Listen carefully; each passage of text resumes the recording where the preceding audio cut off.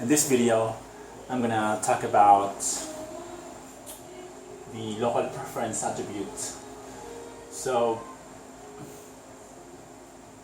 this is local preference is one of PGP attributes, and it can be used by other vendors.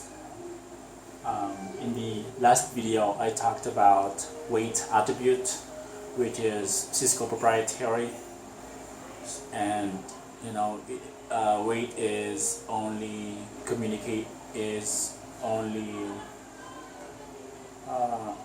is locally significant to a router and cannot be communicated to another routers. Local preference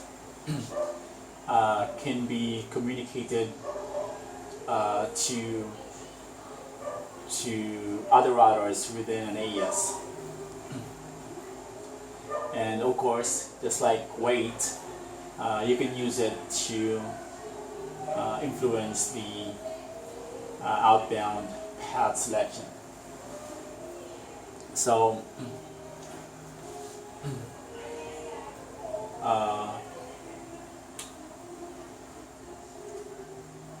we're gonna configure R2 to choose this link via ISP1 because it's got a higher bandwidth. Because by default, R2 is choosing ISP2,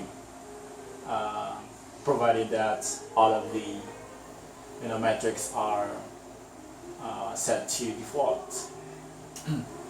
So it's coming down to which router has a lower router ID. So in this case, ISP2 router has a lower router ID. So R2 is choosing this link here, which is just a T1 link. So we want to choose this link via ISP1 because it's got a the link is 1 gig. If we're gonna send traffic to this IP address here, let's say that this is on the internet, somewhere on the internet, this IP address here, 130.105.1.1/32. So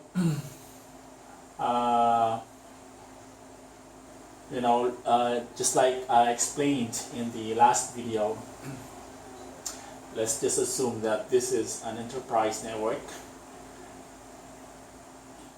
This is the AES number 65010, 65010, and ISP1 has an AES of 65001.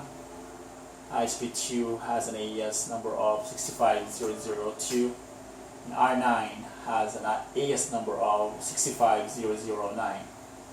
And of course, each link has their own networks.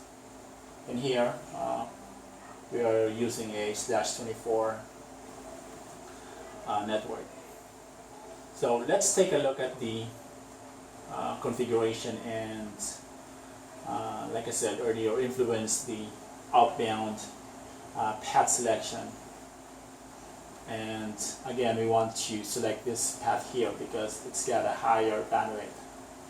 So in this case, we're gonna create 2 route maps, one for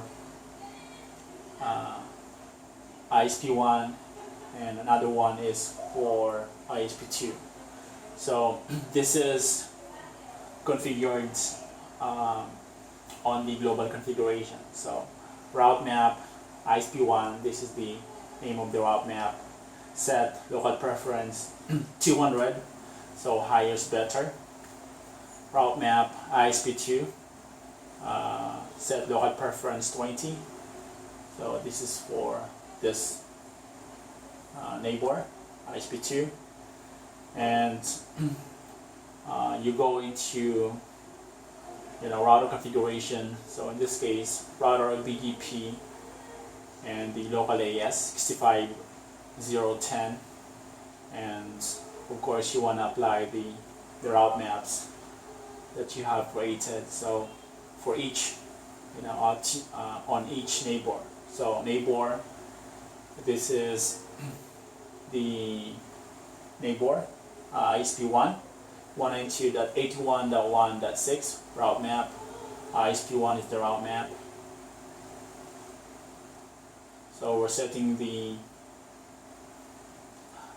local preference for this neighbor as 200, and you want to apply it inbound, in the inbound direction, because we are learning that route from the neighbors. And here's another configuration for ISP2 IP address, or for neighbor ISP2. So neighbor 192.81.1.2. So that's the IP address of ISP2, and we want to apply the route map, and this is the name of the route map, and same direction, of course, because we are influencing the outbound path selection. So once you have configured the route R2, and you want to verify it, you can do show IP, and before you actually verify it, you want to clear the BGP session first. So this is the command: clear IP BGP star. So meaning that you are gonna clear all your BGP sessions to all your neighbors. And soft, this is not to tear down the BGP session or TCP session. And like I said earlier, this is the command that you will use to verify your configuration if